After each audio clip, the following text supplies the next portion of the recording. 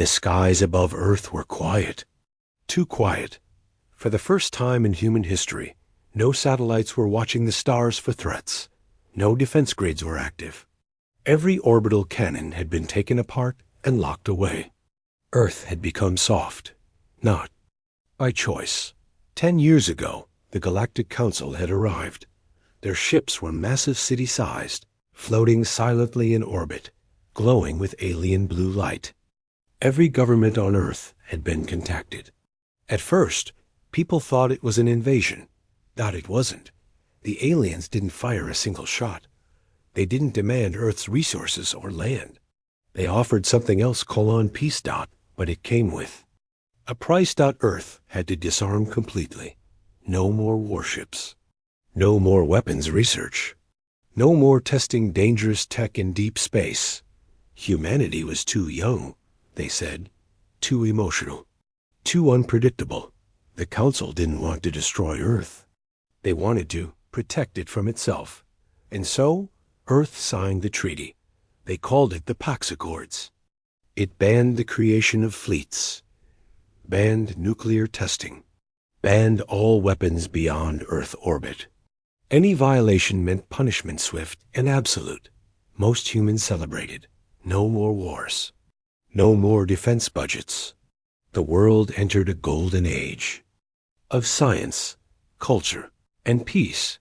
But not everyone was happy. Commander Aaron Voss stood at the edge of the massive Antarctic observatory, his coat flapping in the icy wind. From here, he could see the large black dome that covered the ice lab below.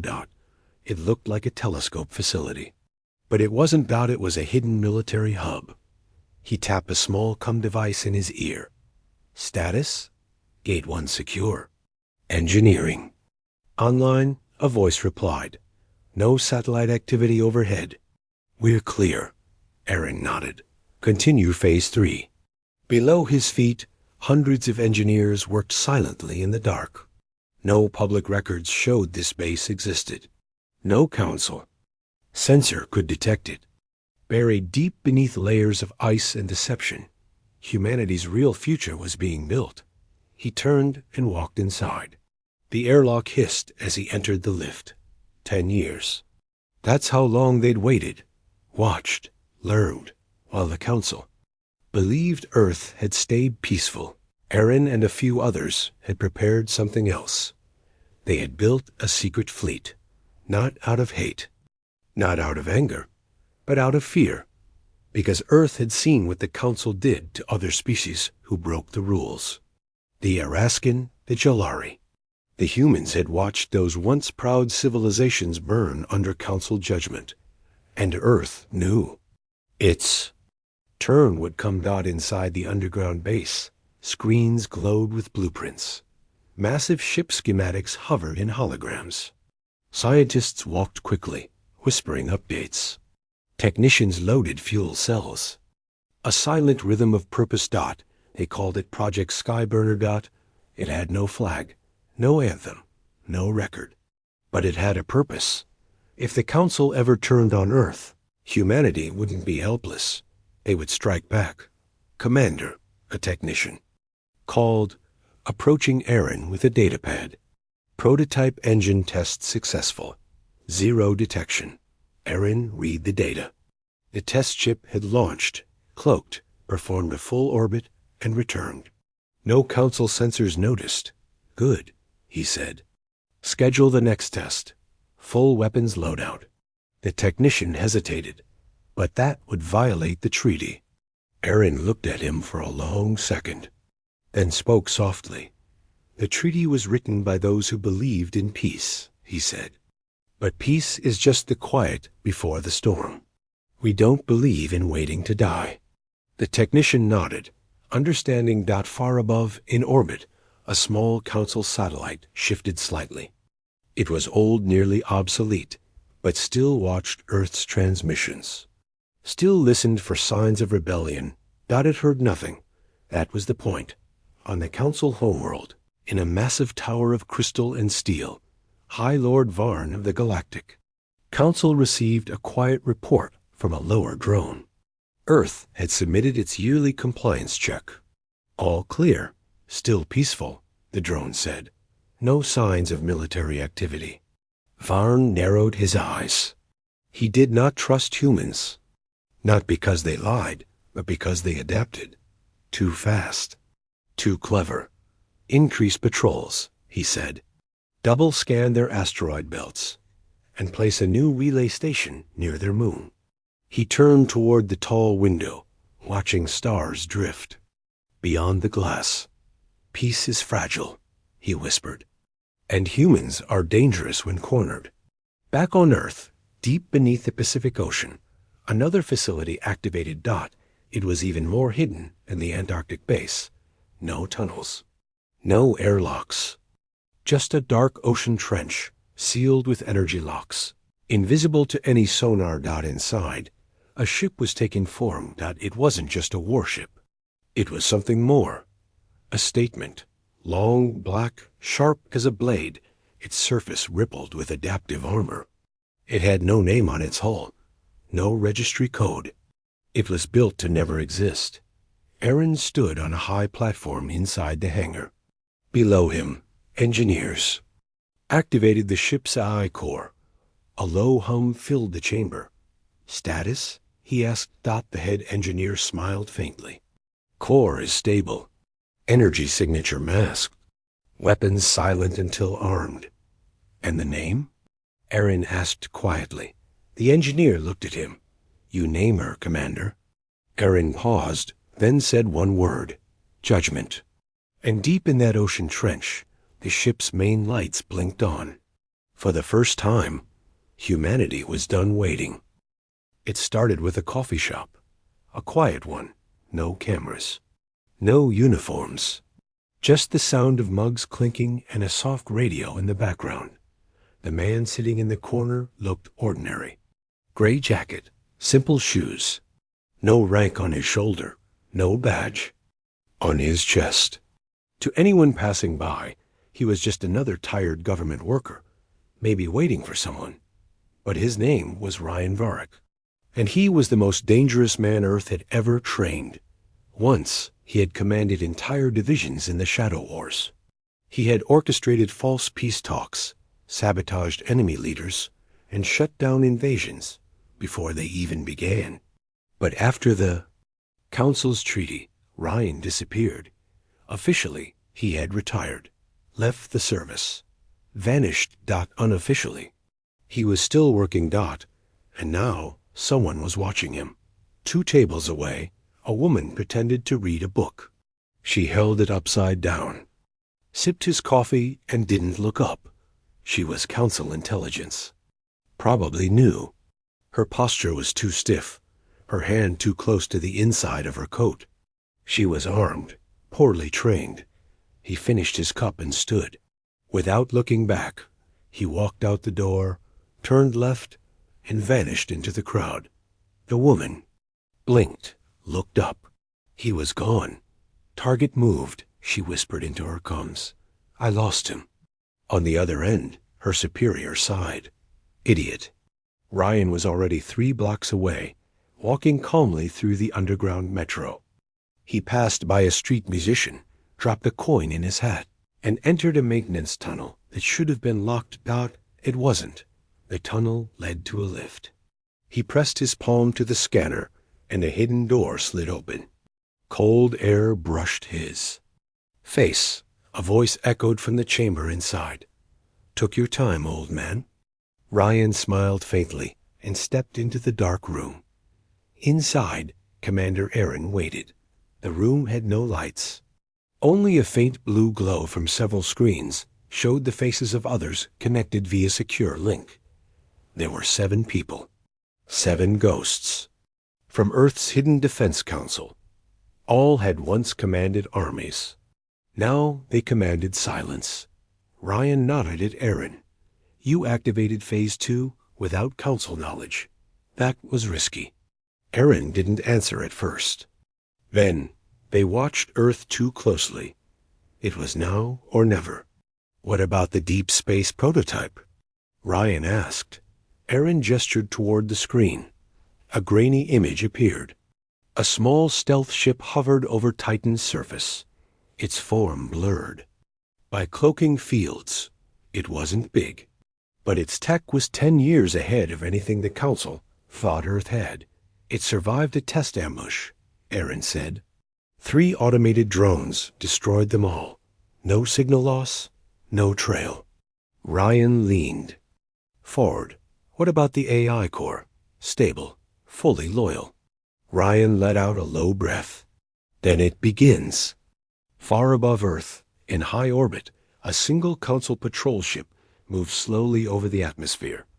Its scanners were active. Its crew bored. Lieutenant Halkar, a young withery officer with blue skin and 4 eyes, yawned.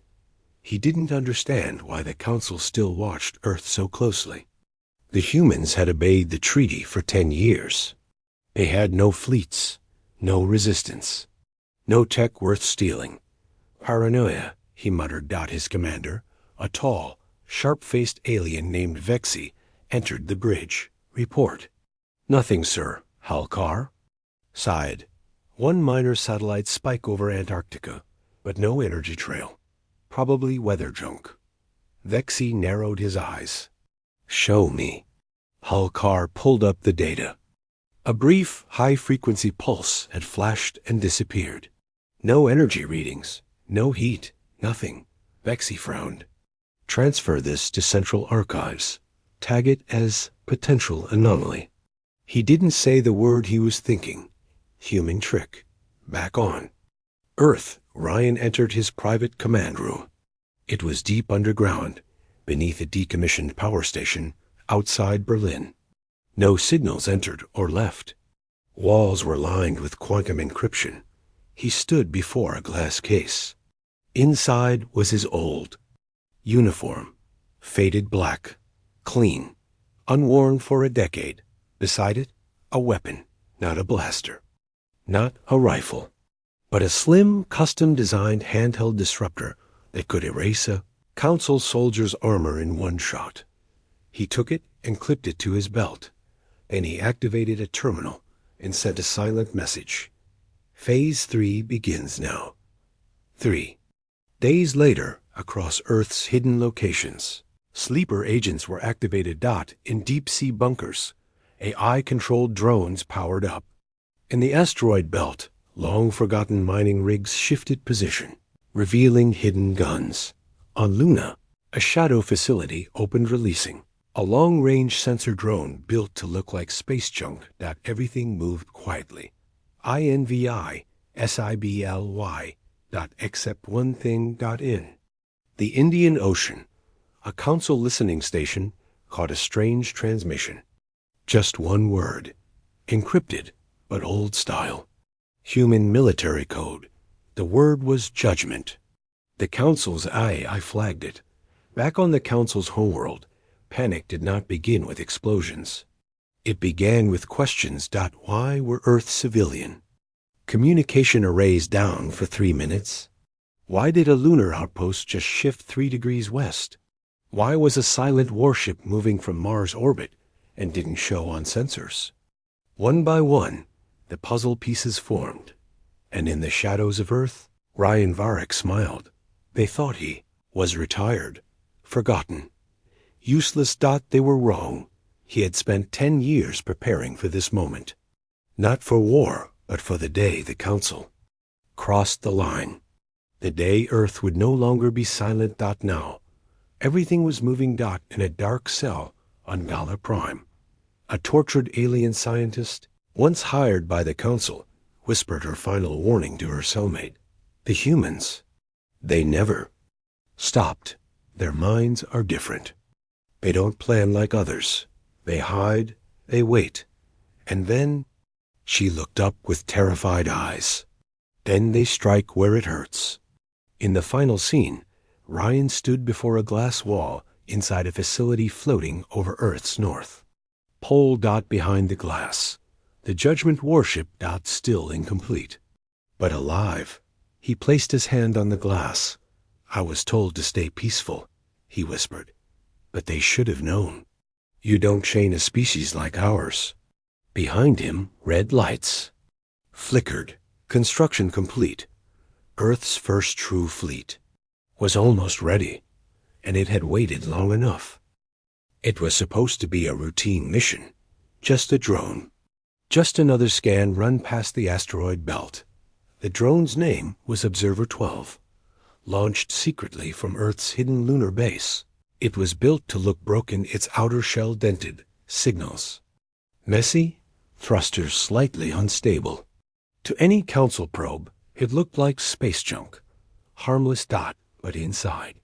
It was the most advanced spycraft Earth had ever built. Its core AI could mimic dead signals, mask its heat trail, and tap into Council communication threads from kilometers away. Observer 12 was not meant to fight. It was meant to listen, and for 70 hours, it did. It hovered near a Council relay station in the Epsilon sector. Quiet, watching, waiting. Then it heard something. A short burst. Alien language. Coded, fast, and sharp. Not meant for human ears. But the drone's adaptive translation. Matrix began working immediately. The Council was talking about Earth, not peace, but plans. Observer 12 decoded fragments. Fleet realignment. Earth proximity. Protocol 7 Zeta. Activation within. Cycle. Terminate latent species if risk escalates.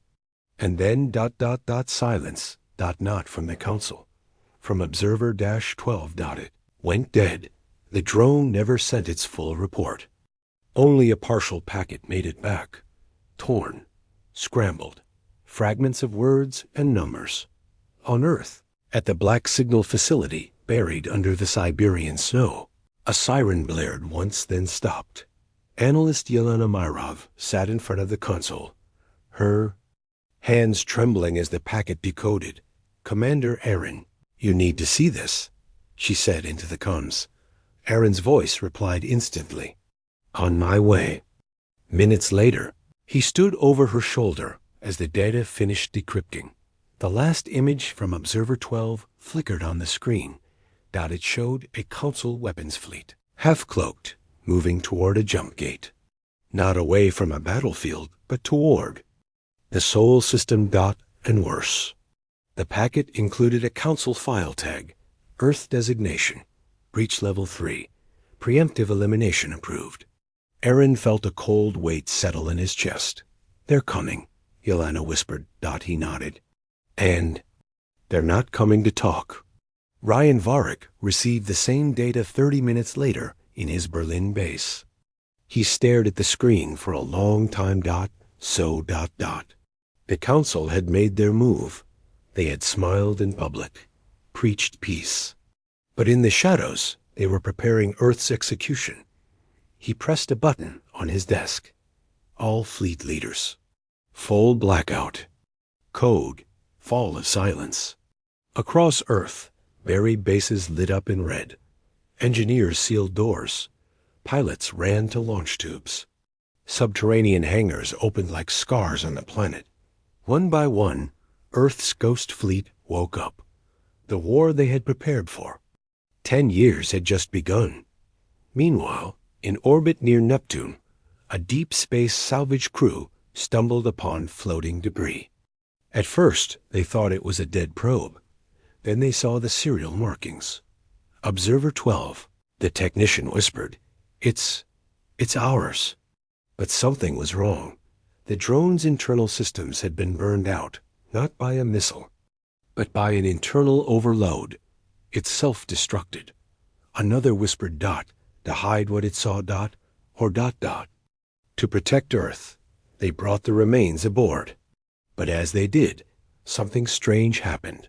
The drone's final recording activated. A single voice echoed from its damaged audio system. Not Council. Not Earth. It was synthetic. It said only one sentence. "They know." And then it died for good. Back at Council HQ, High Lord Varn watched a hologram of Earth. His advisors spoke softly behind him, fearful. "Should we delay the fleet?" one asked. "No," Varn replied coldly. "They hit a drone. They broke the treaty. But we don't know what they've built, Varn turned sharply. They were warned. He stepped forward, pointing at the Earth in the hologram. Erase them before they wake the rest of the galaxy. He activated a final order, Operation Glassfield. In 7 cycles, the first wave of destruction would arrive. On Earth, Commander Aaron, Ryan Varick, and the Secret Defense Council stood inside a massive underground war room. A wall-sized display showed the fragment of Observer 12's data. Red lines pointed toward Earth, and behind those lines came fleets. Ryan looked at them all. "We can't stop this now," he said. "We either kneel ... or we fight." One general stood, "But our ships most aren't even finished." Aaron looked toward a separate screen. It showed the Judgment warship, now in low orbit, hidden behind Earth's dark side. Power cells were glowing. "She's ready," he said quietly. Ryan nodded. "Then start with one. Let them hear our answer." Above Earth's horizon, the Z Judgment powered up. Its hull shimmered black. No lights. No sound. And then ... a signal was sent into space. Not a message. Not a threat. Just a location. The Council's fleet launch point. Seconds later, a single projectile launched. No flash. No heat trail. It vanished instantly. 1 minute later, on the other side of the galaxy. A Council war platform exploded. No warning. No survivors. The Council had fired first, but humanity had just fired back. The explosion was silent. No sound in space. No warning. Just light and then nothing. The Council's fleet command platform, Varishka Prime, had been considered untouchable, fortified, hidden behind pulsar storms, guarded by sentry drones and early detection mines. It was gone in 3 seconds. The command ship didn't even get the chance to launch escape pods. Thousands of crew members vanished. Dozens of strategic mines erased. And for the first time in 5 centuries, the Council lost a battle. Back in the Council chamber, panic spread like fire. Dozens of alien delegates shouted. Screens flickered with sensor data. Some accused sabotage. Others demanded vengeance. High Lord Varn stood in the center of the chaos. His hands trembled not with fear, but rage. "How did they do it?" he growled. No one answered. "How?" A scientist finally stepped forward. "The energy spike came from a location behind Earth's moon. We believe it was a precision kinetic strike. No signature. No known propulsion." Varn's 4 eyes narrowed. "Human technology?" The scientist hesitated. It doesn't match anything in their treaty-bound arsenal. They violated the treaty." Silence. Then Varn gave the order. "Seal the vote. Declare Earth. Rogue, mobilize the cleansing fleet." No one protested. On Earth, Commander Aaron stared at the strike footage on the screen. His hands rested behind his back. Ryan stood beside him. "1 shot," Aaron said. "And they're bleeding." Ryan nodded. "And now they'll come. All of them." Behind them, engineers were racing down the command deck, moving faster than ever. Alert sirens blinked amber. No chaos, just speed. Earth's Ghost Defense Network had gone from silent to fully active in less than 6 hours. Over Antarctica, Judgment, Earth's first true warship, repositioned itself in the thermosphere, its stealth fields pulsing. Below it, 10 smaller Shadow-class frigates began launch countdowns, and in the asteroid belt, something enormous began to move. Project Aegis, still secret, still unknown even to most humans. A sleeping giant, carved inside a hollow asteroid, covered in old mining junk. But beneath it, armor plating thicker than anything the galaxy had ever seen. Earth had built it in pieces. Over a decade, in silence. And now, it stirred. The Council's cleansing fleet arrived at the outer edge of the Sol system just 19 hours after the Varishka. Prime strike. 50 warships, carrier-class Leviathans. Planet-burners dot their orders. Not negotiate. Do not broadcast. Do not listen. Wipe Earth clean. Their lead commander, Admiral Corvol, believed it would be easy. Earth was a small world. Its people had soft eyes and hopeful voices. They had begged for peace once, so he didn't take the threat seriously. His fleet didn't even raise full shields as they passed Saturn's orbit. That was their first mistake. In the shadows of Saturn's rings, a sensor buoy activated. Silent for years. It now hummed quietly and transmitted a code. Back on Earth, Ryan received the signal. He smiled faintly. "They're here," he said. Commander Aaron nodded. "Good." He turned to the operations director. "Send the welcome package." The room went quiet. Everyone stopped moving. And the director simply said, "Yes, sir." Far above the Council fleet, invisible to their sensors, Earth's welcome package deployed. Not a missile. Not a fleet. But an EMP. Net. Millions of nano-sized machines, riding radiation and solar winds, already scattered around the fleet's trajectory. Moment the Council ships crossed the threshold, the net activated, a bright shimmer. And chaos. Council warships flickered. Lights died. Control screens glitched. 4 ships lost thrust. 2 crashed into each other. 1 spun wildly toward Saturn's surface. Admiral Corvo screamed into his comms. "Raise shields. Get systems back online." But it was too late. From the asteroid belt, Earth's Aegis fired its main weapon. It wasn't flashy. It didn't even glow. Just a massive rod of tungsten, accelerated with magnetogravity coils to 80,000 kilometers per h. It ripped through the lid. Council carrier like it was paper. Explosion. Silence. Debris. And then panic. The mighty Council fleet, unchallenged, for 5 centuries, was now losing ships to humans. Humans they thought were peaceful. Corval managed to recover partial control. 25 ships still responded. He gave the new order. Retreat to fallback coordinates. Regroup. They turned. Engines screamed, but space lit up again. This time, from behind them, Judgment had arrived, still cloaked, still silent. It dropped out of stealth just for a moment, long enough to be seen. Its weapons charged. And in that moment, every Council officer who saw it felt the same thing. Dread. Humans had not built a warship. They had built a warning. The second phase of Earth's retaliation began. Judgment didn't attack alone. From the dark side of Earth's moon, 10 stealth frigates joined the assault. Using cloaked attack patterns, they danced between Council ships, firing precision shots at engines, fuel cores, sensor towers. They didn't aim to destroy everything. They aimed to cripple. Within 12 minutes, 15 Council ships were disabled. 5 were drifting. 3 were confirmed destroyed.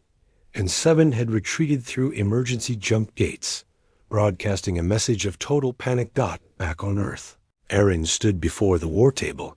Ryan watched silently. "They've lost," Aaron said. "No," Ryan replied softly. "They've bled." "That's different. What happens now?" Ryan looked at the screen. A single ship still floated among the wreckage of Council battlecruiser, burning but intact. "We let one ship limp home," he said. "Let them carry the fear." Aaron raised an eyebrow. "Mercy?" Ryan's face hardened. "No, strategy." Back at the Council capital, a shaken Corvol limped into the grand chamber. He was injured. Half his fleet was gone. He stood before High Lord Varn, trembling. "They were ready," Corvol said. "We never saw it coming." "What did you see?" Varn asked, coldly. Corvol looked up. "I saw one ship, and it spoke without speaking." Varn stared at him. "You mean?" "Judgment." Corvol nodded. "And what did it say?" The Admiral's voice shook. It said, "We begged for peace. You chose war?" The screen went black. No stars. No signal.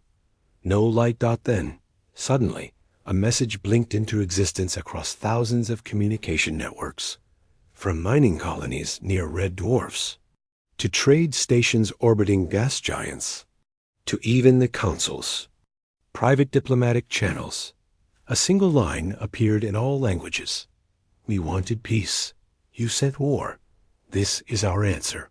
And then the broadcast began. It showed council ships burning in space. Massive vessels, once symbols of fear, now broken and drifting. There were no words, only images. A satellite view of the Judgment warship, dark and still. Then bright flashes as it fired. Enemy ships fell, one after another. No sound. Just destruction. Then a pause, and a final message. Earth will not kneel again. The broadcast ended. No signal remained. No trace of the sender, but everyone knew where it came from. On the trade station Drek 4, a merchant dropped his datapad. On Zarnath, a warlord paused his speech mid-sentence. On Veraloon Prime, the Empress of the Tekari Empire whispered, "It has begun." For the first time in hundreds of years, a single human broadcast had reached the entire galactic network, bypassing security, encryption, and FIREWALLs. It was not just a warning. It was a declaration. In the secret halls of the council, fear was turning into something worse: confusion. How did they break our firewalls? They're a developing world. How is this possible? Who helped them? This has to be a trick. High Lord Varn stood quietly in the shadows of the chamber, watching the chaos. He had no answers. Only one truth rang in his ears. They had underestimated Earth. Again. On Earth. Inside the deep core base, Commander Aaron stepped away from the central console. The room was dim, lit only by red strips on the walls. Ryan Varek stood beside him, arms folded. Was the broadcast necessary? Aaron asked. "Yes," Ryan said. "They'll see it as provocation. They already sent a death fleet. We're past diplomacy." Aaron didn't argue. He looked at the screen. Thousands of alien networks were still replaying the video. Millions of species had seen it. Billions would hear about it in hours. We just became the galaxy's most dangerous species. Aaron whispered. "No," Ryan said, smiling slightly. "We just reminded them what we are." Across the stars, the reactions were immediate. Some species began arming. Some began fleeing from human sectors. Others began whispering. A word spread among old circles. A word not heard in centuries. TERRANS. Not humans, not Earthlings. Terrans, the name used during the old wars, long before the Council era. A time when humans were still feared for their unpredictability, their creativity in war, and their refusal to die quietly. The Council called for an emergency session. High Lord Varn walked into the chamber and slammed a data core on the table. "This is not just about Earth," he said. "This is about control.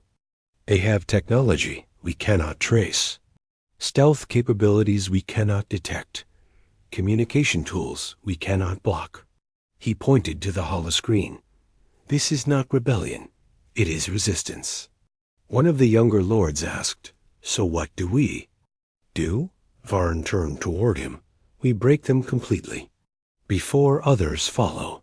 But others were already watching. On the edge of known space, the ancient Shatter Hive, long neutral in council wars, watched the footage in silence. The Hive Queen's voice rang across her nest mind. "Earth stings like a shadow wasp, small but lethal." On a planet of scholars, the Yalthari thinkers paused all science projects and began decoding the footage frame by frame. "Observe the energy pattern of their strike weapon," one whispered. "It's not kinetic. It's something new."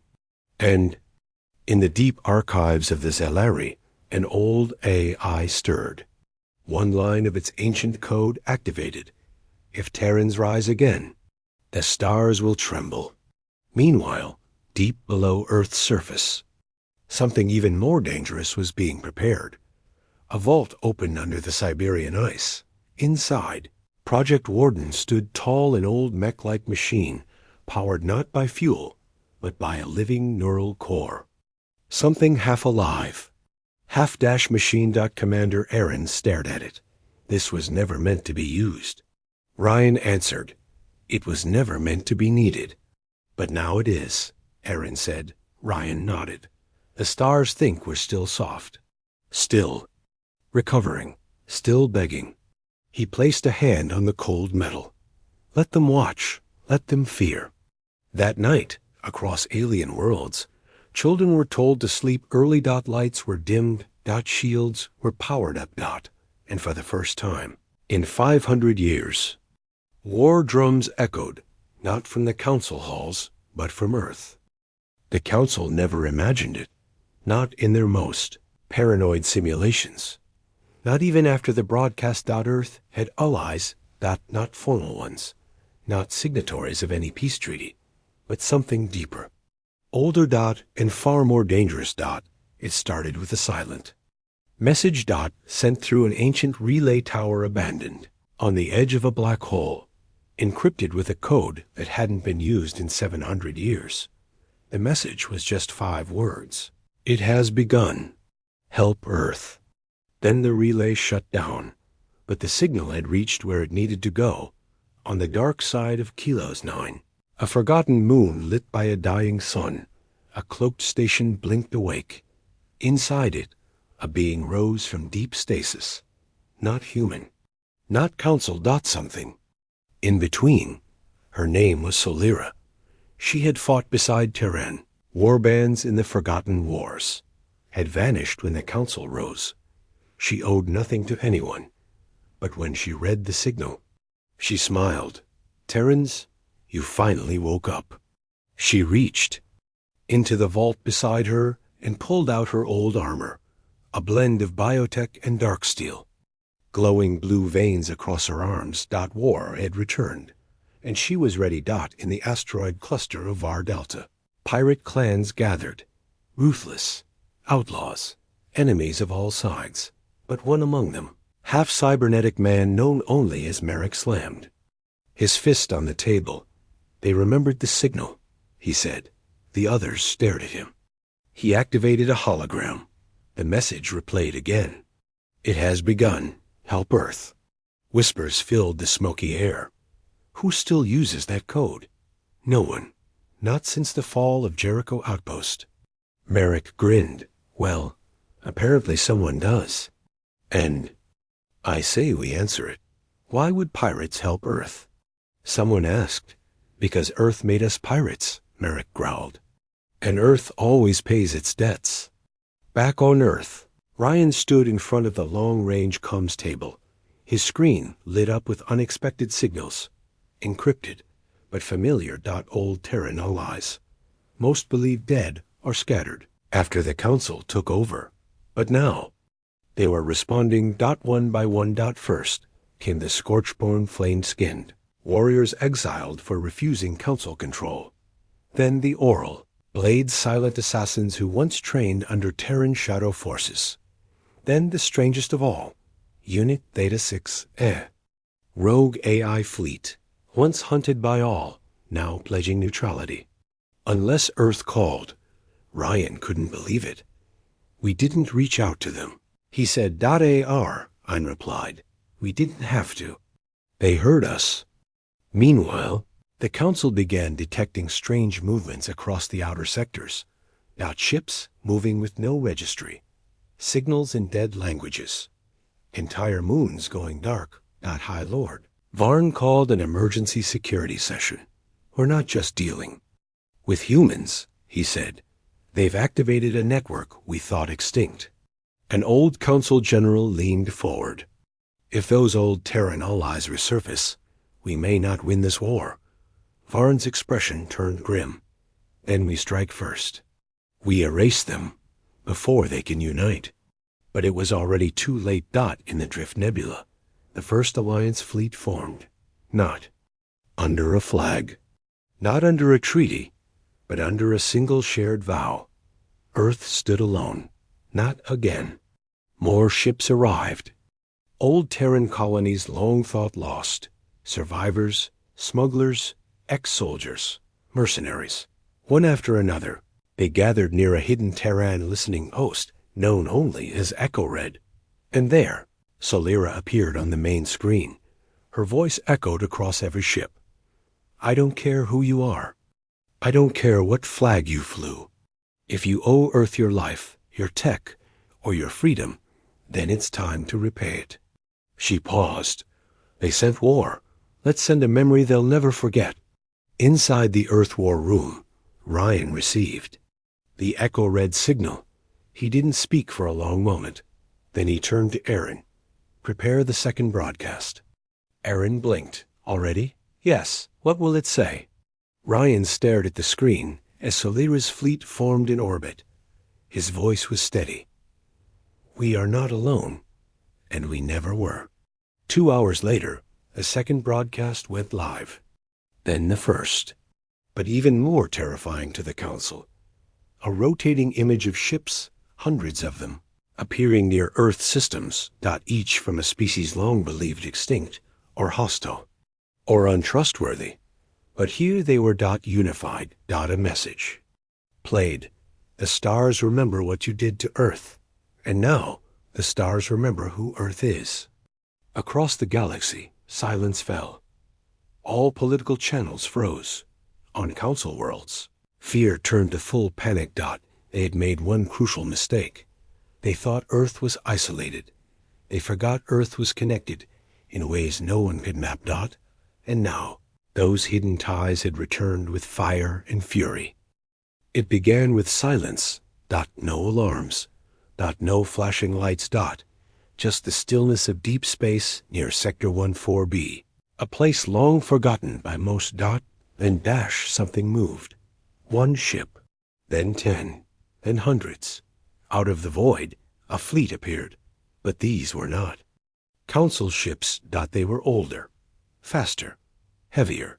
Ships from the days when Earth still had colonies beyond its borders. Ships thought destroyed or scrapped.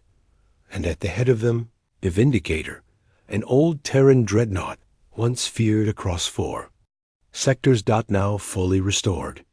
And angry, inside the Council defense outpost orbiting Droska, alarms finally screamed. Unidentified fleet incoming. How many? Over 200 vessels. No Council codes. Scramble fighters. Prepare defense grid. But it was already too late. The Terran-led fleet had come with one purpose: to test the Council's strength. Not with words, but with war. The first missiles struck without warning. Silent flashes in the black. Council patrol ships were shredded before they could respond. Plasma beams followed, cutting clean through the outpost's shield barrier. Inside the command room, panic spread. These targeting systems, they're predictive. They're using AI-assisted fire control. We can't dodge it. The Council had prepared for pirates. Maybe smugglers. Not this. Not organized human warfare. On board the Vindicator, Ryan watched the battle unfold from the front observation deck. His face remained calm. Status of the enemy station? He asked. Critical. Shields down. Main reactor unstable. And casualties? None on our side. Ryan gave a single nod. Send the message. Across nearby systems, Council ships began receiving the same repeating signal. A video feed. Short. Direct. It showed the Council station burning. And Ryan's voice played over it. You told Earth to stay peaceful. We listened. But then you came with weapons. So now we answer with precision. Council leadership was shaken. High Lord Varn stood frozen in his chambers, watching the footage. A dreadnought. Fighters. Coordinated fire. This wasn't a rogue attack. This was a military operation. This can't be possible, he whispered. They don't have the fleet for this. But the truth was on the screen. They did, somehow. Earth had built it in secret. Or worse, they had hidden it for years. What the Council didn't know was that Earth had never truly been disarmed. After the treaty, many believed Earth had scrapped its weapons. But the old Terran engineers didn't destroy everything. They buried it deep, and now they were digging it all up on Earth. In a desert base beneath the ruins of a forgotten spaceport, huge doors opened. Inside, rows of war machines stood ready hover tanks, exo-armors, orbital nukes. Commander Aaron walked past the glowing control panels. We were never meant to win a direct war, he said, but we never needed to. Ryan replied through the comms, just one battle, one blow. Enough to remind them we're still Terrans. Aaron smiled grimly. And now they know. Elsewhere in the galaxy, the reaction was chaos. Allies began to rise. Old enemies went silent. Some began reconsidering their alliances with the Council, because the truth had become clear. Earth was not outnumbered. Earth had simply been waiting for a reason, waiting for the right moment. Now, that moment had arrived. On a quiet planet called Junari, a secret Council weapons project was under final testing. The Glaive Array, a long-range planetary cannon meant to stop planetary fleets with a single shot. Suddenly, the sky lit up. A Terran stealth ship uncloaked and fired 2 plasma lances directly into the array's main power node. It exploded, and the attack vanished before Junari defenses could lock on. Council scientists screamed in disbelief. How did they find us? How did they get past the cloaking net? But there were no answers. Only fear. Back in the Council chamber, arguments turned to rage. They're hitting military targets with precision. They're not attacking civilians. They're not destroying worlds. They're making a statement. High Lord Varn finally stood. No more debates. No more diplomacy. From now on, Earth is an enemy state. Someone asked quietly, and if they strike the core worlds next? Varn paused. His voice was cold. Then we strike back harder. No more rules. But what Varn didn't realize was this. Earth didn't follow their rules anymore. They had their own in the quiet night sky over Earth. One last forgotten warship rose from the ocean near Antarctica. Its hull was scarred, its name long erased. But deep inside its eye core, a phrase activated as its systems came alive. Terran Protocol online. Orders confirmed. Target, Galactic Council High Orbit Command. It rose silently and the stars began to change. For centuries, it had slept, buried beneath frozen waves, hidden beneath the white silence of Antarctica, not just a machine, a relic of a forgotten war, a weapon so powerful. Even Earth was afraid of it. But now it was awake. And it had remembered. Its purpose. Above Earth. Satellites blinked as a new signal lit up. Military. Encrypted. Terran. Code. Old generals who had long retired looked at each other in disbelief. Project Glacier is online. I thought we shut it down. No, one of them whispered. We only hid it. Commander Aaron stood on the command deck, watching the data come in. A single word appeared on his screen. Sentinel Class Online. Ryan appeared beside him, breath sharp. That ship wasn't just a weapon. It was a promise. Aaron nodded. It was built when Earth feared extinction. A last resort. And now? Ryan asked. Aaron's answer was quiet. Now it's our answer. The Sentinel rose from the ice like a ghost, over a kilometer long, its surface covered in ancient armor plates. Its engines glowed with silent blue fire. It didn't make sound. It didn't send a message. It simply existed. And the galaxy began to tremble. In Council territory. Sensor systems went wild. Something's coming from Earth. It's bigger than anything we've seen. It's not broadcasting ID. It's jamming ours. They tried to block it, but they couldn't even track it. Because the Sentinel didn't travel through space like other ships. It slipped between signals, like it didn't belong to the same universe. High Lord Varn stood in his private war room. Screen showed the Sentinel approaching a high-orbit command station. "You must be joking," he said. "That thing's ancient." Then he saw it fire. A single beam. Not fast, not loud. Just perfect. The station didn't explode. It vanished. Gone. Erased. Not a single atom left. On board the Sentinel, a voice whispered through the AI system. Not a man. Not a machine, but something between. Threat confirmed. Council aggression detected. Permission granted.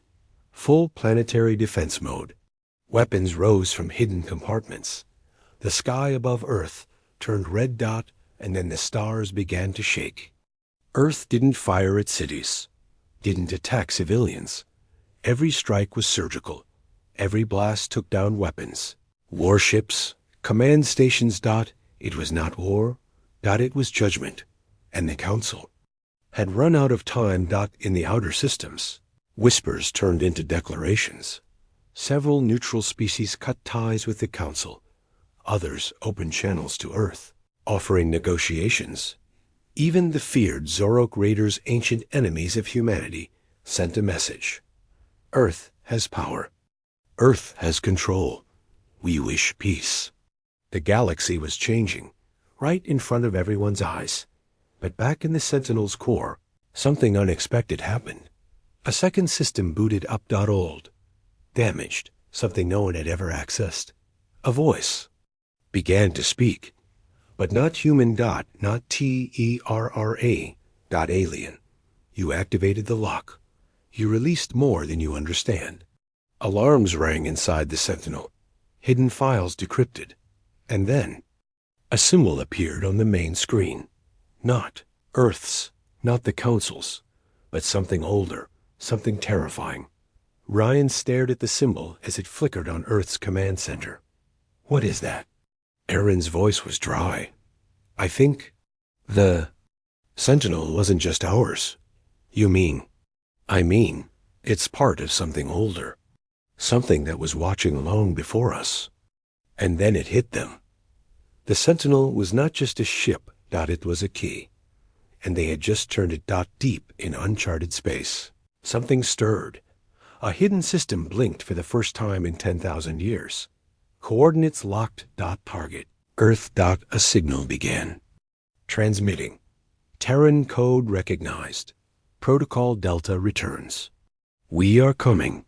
On Earth, Ryan stood silently. He looked at the stars. "They told us to stay peaceful." He closed his eyes. "And now we've awoken the galaxy."